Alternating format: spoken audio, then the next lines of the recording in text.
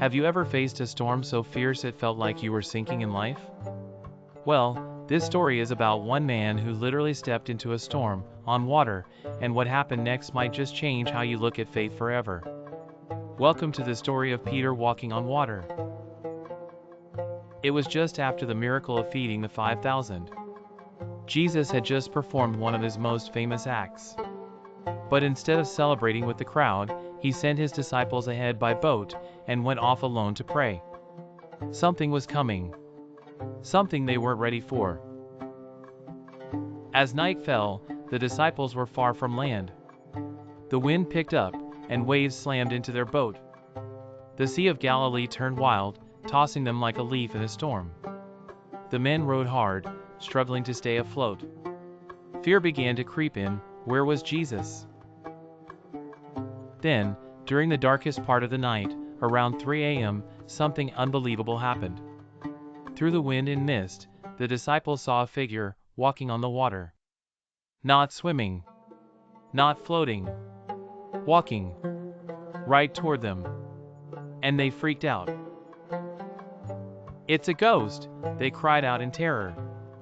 These were grown men, fishermen used to storms. But this was supernatural.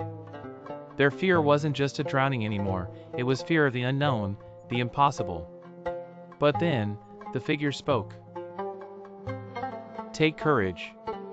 It is I, don't be afraid."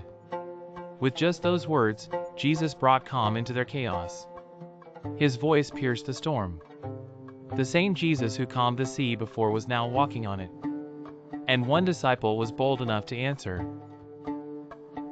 Peter called out, "Lord, if it's really you, tell me to come to you on the water." What a wild request. Who asks to walk into a storm? But Peter wasn't testing Jesus, he was trusting him. He wanted to go where Jesus was, even if that place was on waves. Jesus replied with just one word, "Come." No speech. No instructions. Just an invitation. And Peter stepped out of the boat. Out of safety. Out of logic. And for a moment, Peter walked on water. Yes, Peter, the fisherman, defied nature by faith. Imagine the scene, the wind howling, waves crashing, and Peter walking across them. One step, then another. Eyes locked on Jesus. Every step was a step of faith. Not in himself. Not in the sea. But in the one who called him. But suddenly, Peter noticed the wind. The size of the waves. The fear returned. And just like that, he began to sink. He had taken his eyes off Jesus, and when his focus shifted, so did his footing. Isn't that how life works too? Peter didn't try to swim. He didn't try to fix it on his own. He cried out, "Lord, save me." And immediately, Jesus reached out his hand and caught him. There was no hesitation. No waiting.